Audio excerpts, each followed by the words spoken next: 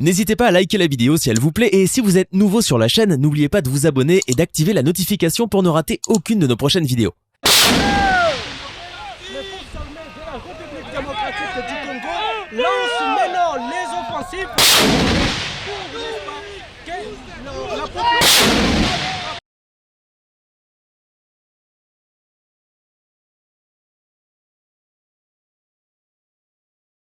À part la RTC, 4 des 6 pays appelés à déployer leurs troupes en RTC ont déjà des groupes armés sur notre sol.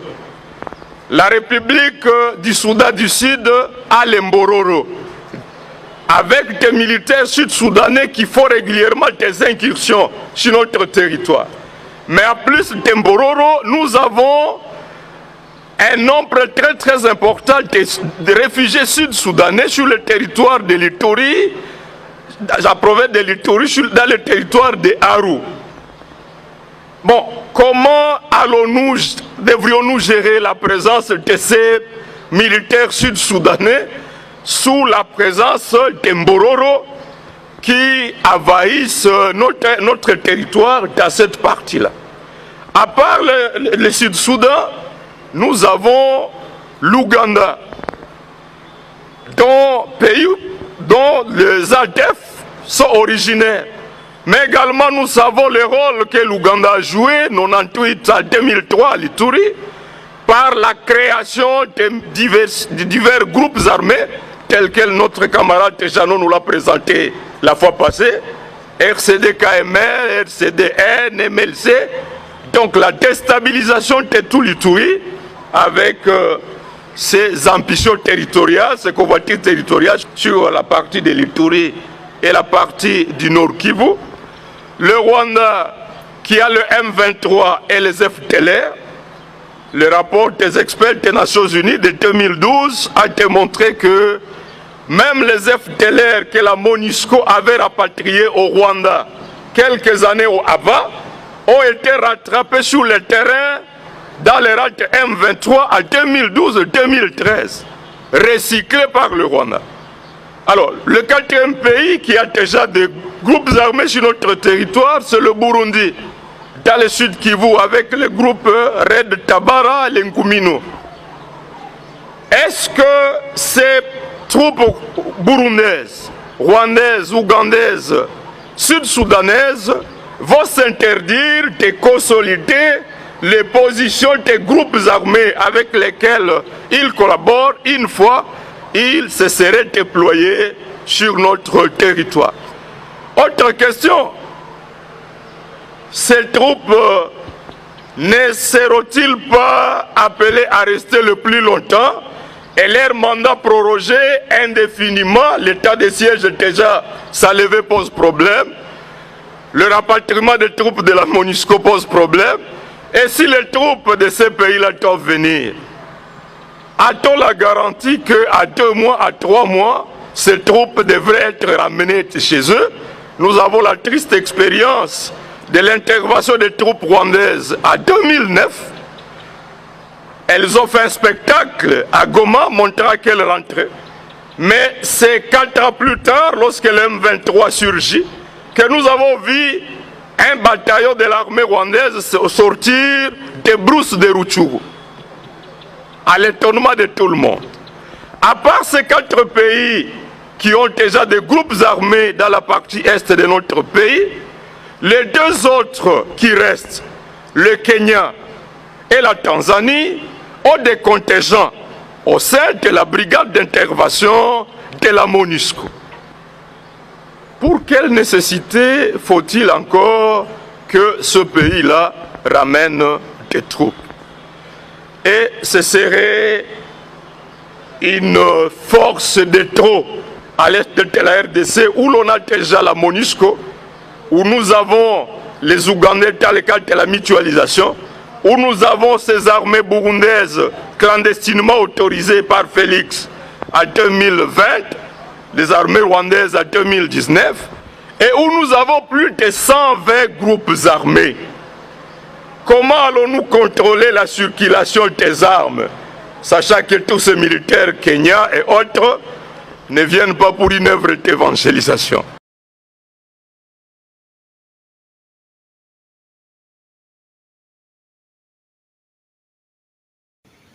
Depuis plus de 2 décennies, mon pays fait face à des agressions répétées du Rwanda. Et cela au mépris des efforts de la politique de bon voisinage et des rapprochements menés par Kinshasa depuis l'avènement de son Excellence M. Félix Antoine Tshisekedi Tshilombo, président de la République et chef de l'État. Les plans macabres du Rwanda contre la République démocratique du Congo se sont illustrés successivement en 2000 du CNDP et du M23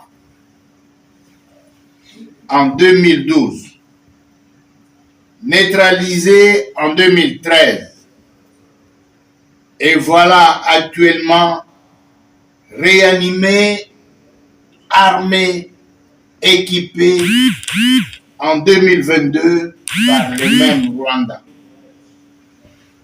Et pourtant, le M23 a été déclaré par les Nations Unies comme un mouvement terroriste. Et dire aussi que le Rwanda est un État membre des Nations Unies. L'agression actuelle de la République démocratique du Congo par le Rwanda sous le label du M23 est couronnée par l'occupation illégale de Bunagana avec la complicité et l'implication de l'Ouganda. C'est pour cette raison que l'Assemblée nationale de la République démocratique du Congo a récemment rejeté la ratification de l'accord économique conclu avec l'Ouganda. De même, le gouvernement congolais a suspendu tous les accords conclus avec le Rwanda, y compris l'interdiction de survol de sa société rwandaise sur l'espace congolais. Pour tout dire, les différentes agressions de la République démocratique du Congo par le Rwanda violent impunément tous les traités internationaux et régionaux. Face à cette guerre injuste que nous impose le Rwanda sous le label du M23, aux conséquences néfastes et incalculables, nous avons estimé utile de vous en informer pleinement. Monsieur le Président, l'intangibilité des frontières de la République démocratique du Congo. Comme la République démocratique du Congo se comporte vis-à-vis de tous les États voisins en respectant leurs frontières et leur souveraineté. Quoi enfin, les retraits sans conditions et délais des troupes rwandaises et leurs alliés du sol congolais. Il est évident que la République démocratique du Congo a bénéficié du soutien indéfectible de notre communauté, à savoir la SADC. Nous vous remercions encore une fois et nous comptons sur votre soutien. Nous tenons également à réitérer nos remerciements pour tous les soutiens que les États membres de la SADC ont toujours apporté à la République démocratique du Congo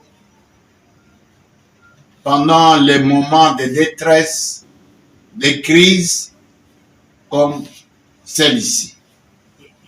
Un don de vivres estimé à plus de 150 tonnes destiné aux militaires engagés sur la ligne de front a été remis le mercredi 22 juin 2022 au gouverneur de province du Nord Kivu et commandant des opérations, le lieutenant-général Constant Ndima Kongba. Il s'agit d'une assistance du caucus des députés nationaux élus du Nord Kivu, constitué entre autres du riz, de la farine de maïs, de boîtes à sardines, de haricots, de l'huile végétale, des biscuits, pour ne citer que cela. C'est un acte de reconnaissance des efforts abattus sur le terrain par les FARDC pour bouter hors d'état de nuire les ennemis de la paix, a souligné le député national Hubert Furguta Mukasa. Le geste est un signe de reconnaissance et d'encouragement fait par les députés nationaux élus du Nord Kivu à l'endroit des forces armées congolaises qui se battent au front au cours de cette agression. Un signe de soutien, un signe de reconnaissance de leurs efforts, un signe d'amour pour la patrie. Parce que quand on appuie l'armée, c'est qu'on aime la patrie. Et quand on aime la patrie, on le fait par des gestes. Ça, c'est un petit geste. Les militaires ont besoin de vivre au front. Et nous avons voulu, à travers les caucus de députés élus du Nord Kivu, poser ces petits gestes, apporter 8 camions de vivres en faveur de nos vaillants combattants au front. Un geste patriotique salué par le gouverneur de province du Nord Kivu. Pour le lieutenant-général Constant Ndima Kongba, cette assistance va soulager les éléments de FARDC sur la ligne de front. Un grand geste que vous faites aujourd'hui, ça nous va droit au cœur. Et ça va soulager les militaires au front. Tout ce que vous leur avez réservé ici vont être acheminés. Et au dernier militaire, du commandant au dernier militaire, ils vont prendre ces repas pour leur rendre encore la force de mieux se battre. Comme vous l'avez dit, nous sommes l'armée de la République démocratique du Congo, honorable. De tout ce qui est en train de se faire au niveau de notre population, le regain du patriotisme et que vous venez encore impulser, ça nous va droit au cœur. Et nous nous sentons forts et je vous le promets que tous ces commandants et tous ces militaires vont recevoir ce don. Et ça va les soulager au fond, ça va leur donner encore des forces pour mieux se battre. A noter que la remise s'est faite en présence du vice-gouverneur Romier Koukali-Popo ainsi que des conseillers principaux du gouverneur de province. Partagés entre la tristesse et la joie de pouvoir enfin faire leur deuil, des Congolais ont accouru à Honolua en République démocratique du Congo pour accueillir le cortège accompagnant la dépouille de Patrice Lumumba. Parti mardi soir de Belgique, le cercueil est arrivé le lendemain dans la ville natale du héros anticolonial, rebaptisé Lumumbaville en son honneur depuis plusieurs années. La famille du défunt et des officiels ont également fait le déplacement pour célébrer son retour. C'est beaucoup d'émotions. En même temps, c'est la découverte des miens. Ça renforce aussi notre détermination dans le combat que Patrice Lumumba a mené. Et quand on regarde ici la situation du village, il y a beaucoup de travail à faire, mais bien entendu dans un cadre démocratique. Nous ressentons un grand nombre d'émotions, mais après avoir vu la dépouille arriver ici, nous sommes confortés dans l'idée que notre fils est bel et bien décédé. C'est pour cela que le deuil de notre enfant commence maintenant. Aujourd'hui, nous faisons la communion. Plusieurs cérémonies en sa mémoire se tiendront jusqu'à vendredi matin. L'Adam, seul reste de la dépouille de Patrice Lumumba, partira ensuite dans les lieux emblématiques de sa vie pour une tournée de plusieurs jours. Il sera inhumé le 30 juin dans un mausolée après 3 jours de deuil national. La date coïncide avec la célébration de l'indépendance du pays. La Belgique a officiellement remis la dent de Patrice Lumumba à la RDC. Le leader congolais avait été exécuté en 1961 avec l'appui de mercenaires belges avant que son corps ne soit dissous dans de l'acide. Lors de la cérémonie officielle, le Premier ministre belge a pointé du doigt les autorités de l'époque qui ont choisi de ne pas voir et de ne pas agir. Il n'est pas normal que la dépouille de l'un des pères fondateurs de la nation congolaise ait été conservée pendant 6 décennies dans des circonstances obscures, jamais vraiment élucidées, mais qui, à la lumière de ce qui est connu, ne fait pas notre fierté. Patrice Lumumba est devenu une icône le 30 juin 1960 en prononçant un discours contre le racisme des colons en réponse au roi des Belges Baudouin. Le retour de Patrice Emery Lumumba dans son pays permet à coup sûr à la République démocratique du Congo de recouvrer un des maillons essentiels de sa mémoire nationale. Au-delà de la République démocratique du Congo, c'est tout un continent, l'Afrique, qui célèbre le retour de l'un de ses dignes fils. La relique de la dépouille de Patrice Lumumba partira mardi soir pour Kinshasa, où elle sera placée dans un mémorial dédié. Le cercueil fera ensuite étape dans les lieux emblématiques de son parcours.